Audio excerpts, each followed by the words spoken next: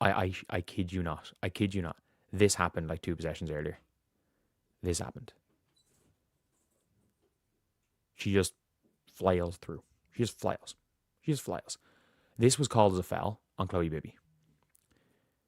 Paige just missed a jump shot.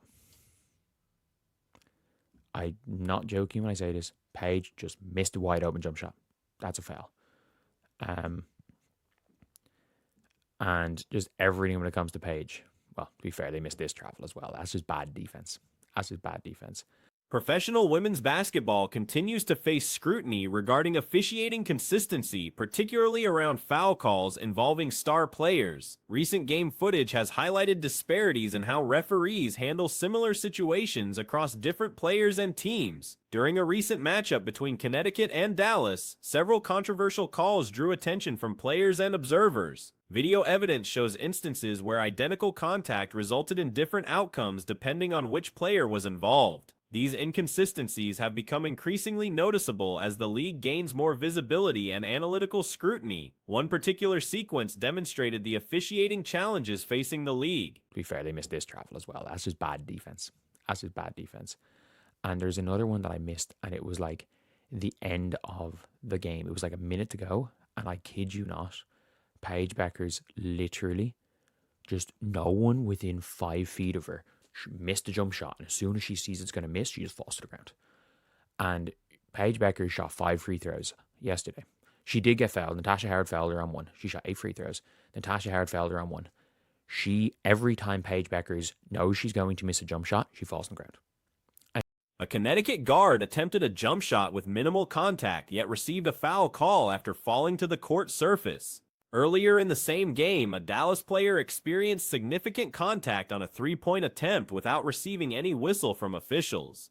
This type of disparity creates confusion about what constitutes legitimate contact versus foul-worthy behavior. Indiana players were observed commenting on these officiating patterns during their recent game. Audio captured from courtside microphones revealed discussions about differential treatment, with one player noting that opponents seemed to receive more favorable calls. These observations reflect broader concerns within the league about consistent rule enforcement across all participants. Bueckers knows she's going to miss a jump shot, she falls on the ground. And she gets that foul as often as she doesn't get it. She literally just falls. And this was Lexie coming into halftime. This is what she said. And you can't really clearly hear it. What Lexie says is they're not letting us touch her. And the one thing I will say is that I didn't mind. The phenomenon extends beyond individual games to encompass larger patterns throughout the season. Certain players appear to benefit from more generous interpretations of contact rules, particularly on mid-range shooting attempts. When these players sense their shots may miss, they often initiate contact or fall to generate foul calls from referees. Statistical analysis reveals significant disparities in free throw attempts between comparable players. Some guards average substantially more foul shots despite similar playing styles and levels of aggressiveness. These differences cannot be explained solely by tactical variations or opponent strategies, suggesting officiating bias may influence outcomes. I didn't mind because it was a Caitlin Clark situation where a lot of people were like, oh, Paige is offensive fouling the fever. Because Paige got a defensive foul. I'm not joking, on a foul called on Sophie. Paige ran into Sophie with two hands and just grabbed Sophie. And Sophie just stood there. Sophie literally stood there, got grabbed, and it was given as a defensive foul. But at the same time, there are plays where Sophie grabbed Paige. The WNBA needs to allow freedom of movement off the ball for guards.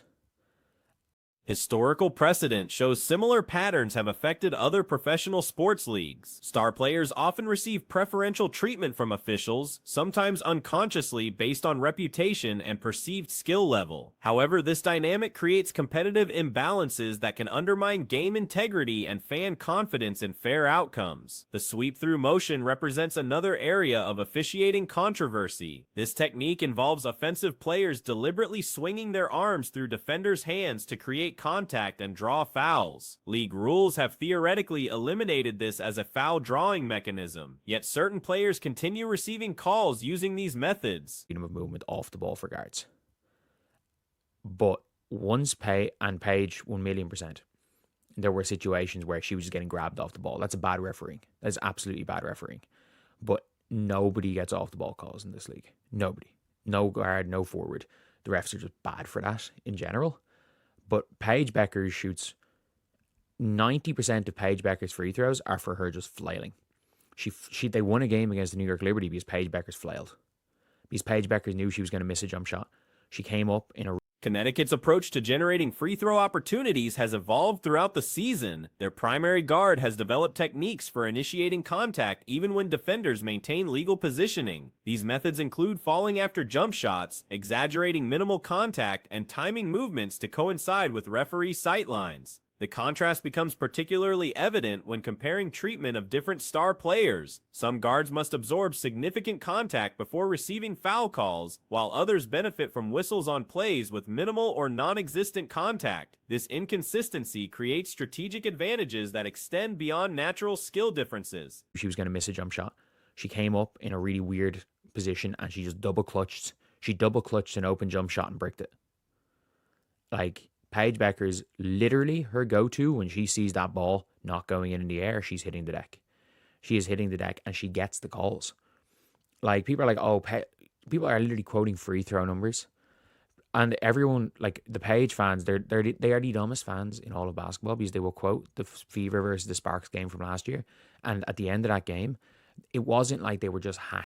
Freedom of movement represents a fundamental officiating challenge in modern basketball. Guards require space to operate effectively, and illegal contact should be penalized consistently. However, current enforcement appears selective, benefiting certain players while others face more physical defensive approaches without corresponding protection. Dallas players expressed frustration during recent games about their inability to establish physical defensive positioning without facing foul calls. Meanwhile, their own offensive players experienced similar or greater contact without receiving equivalent whistle protection. These disparities affect game flow and competitive balance.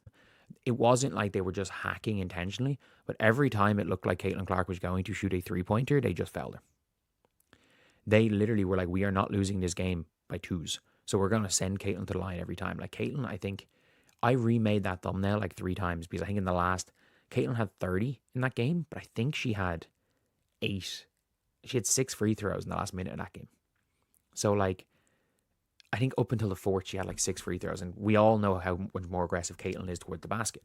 Like, it should be. Video analysis reveals patterns in how different players respond to anticipated missed shots. Some players maintain natural shooting form regardless of outcome, while others have developed habits of initiating contact. Like, it should be harder to shoot free throws on a mid-range shot. But, like, you can take a layup and get hit like that. The referees aren't going to call it. You can shoot a three-pointer and someone could literally undercut you and the referees aren't going to call it. Chloe Bibby literally did. This is how Chloe Bibby got hit on a three-point shot. No call. No call on one of her makes. But if you just flail, if Paige just flops to the ground on a jump shot, it's the Three-point shooting frequency represents another factor in these discussions. Players who primarily attempt mid-range shots create more opportunities for controversial foul calls, as contact interpretation on these attempts varies significantly. Guards who emphasize three-point shooting face different officiating standards due to the nature of perimeter contact. League officials face mounting pressure to address these consistency issues. Fan engagement and competitive credibility depend on fair and uniform rule enforcement. Develop as a player, which was a good, strong argument. And we had a kind of a debate about it. So I just want to react to some of the segments, get some things, let you guys know some things that I did not say and I did say, and just kind of clarify some things that happened on this podcast today. But guys, it was an awesome experience. Hopefully we can do it again. You know what I'm saying? Shout out to Ak Nation. If you guys have not subscribed to him, I highly recommend you guys check the brother out. He's dope. And current disparities threaten to undermine confidence in game outcomes and overall league integrity. The solution requires comprehensive referee training focused on consistent contact interpretation, regardless of player identity or reputation. Officials must apply identical standards to all participants, eliminating preferential treatment that currently affects competitive balance. Player development also plays a role in addressing these issues. Athletes who have learned to exploit officiating inconsistencies must adapt their approaches if rules enforcement becomes more uniform. Dope. And me and him kind of went at it with Jason Whitlock over Caitlin Clark and the whole Caitlin Clark fandom, the whole Caitlin Clark debate thing. But let's get it popping. And yeah, man, this should be very, very interesting, guys. But it was quite an experience for me. But let's see here. So he started to show off by going over this Jeff Teague thing. So I did the Jeff Teague story this morning. And let's see. This adjustment period could affect individual statistics and team strategies. Broadcasting analysis has become increasingly sophisticated in identifying these patterns. Slow-motion replays and multiple camera angles make officiating disparities more obvious to viewers, increasing pressure on league administrators to address systemic problems. The Women's Professional Basketball League stands at a critical juncture regarding officiating standards. Growing popularity and media coverage mean these issues receive greater scrutiny than in previous seasons. This morning, and let's see, that's crazy that I did that. I've been saying that. I ain't trying to start no riffraff, but that zero clean. So let me hold it down. Nah, she cold. And when CC's back healthy, that's the best backcourt in the W. See, he always trying. He be trying to push the CC narrative. She good, but she not that good. I said when she's healthy, she's the best backcourt in the W. That's that's Bayless right there. First of all, when I said last year, the best thing we could have did was get Kelsey Mitchell back. Y'all wasn't even tapped in enough. So we've been locked in. Addressing consistency problems becomes essential for maintaining credibility as the sport continues expanding its audience and commercial opportunities. Future success depends partly on establishing uniform officiating standards that treat all players equally regardless of star status or team affiliation. This commitment to fairness would enhance competitive integrity and strengthen fan confidence in game outcomes across the league. A recent podcast discussion featuring Jason Whitlock generated significant attention when he presented arguments about Caitlin Clark's impact on the Indiana Fever's performance. The debate centered around whether Clark's playing style occasionally creates obstacles rather than advantages for her team's success. The best thing we could have did was get Kelsey Mitchell back. Y'all wasn't even tapped in enough. So we've been locked in. Don't even worry about that. I said she was the best player on the team. Oh, man. He was out of pocket, but respect to How was that out of bed? Best on the team, Bro, she the best on the team. She not playing. CC not playing. They ain't missing a beat, bro. They actually look a little better. Cause Yeah, they ain't shooting no wild ass threes. She got half the ball, court. bro. It look real fluent out there. Nah, she's cold. I'm starting a Caitlin Clark hate train. Me doing that. All right. So I don't agree with Jeff Teague.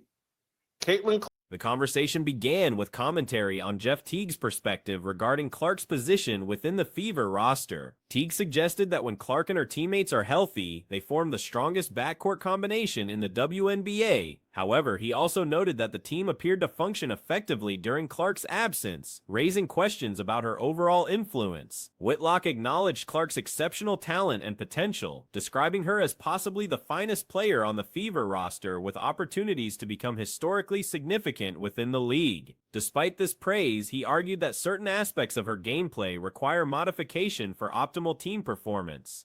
So I don't agree with Jeff Teague. Caitlin Clark is the best player on the Indiana Fever.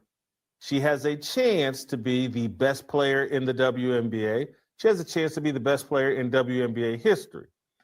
What I will agree with on, people are reluctant to point out that Caitlin Clark occasionally plays a style that actually hurts the team.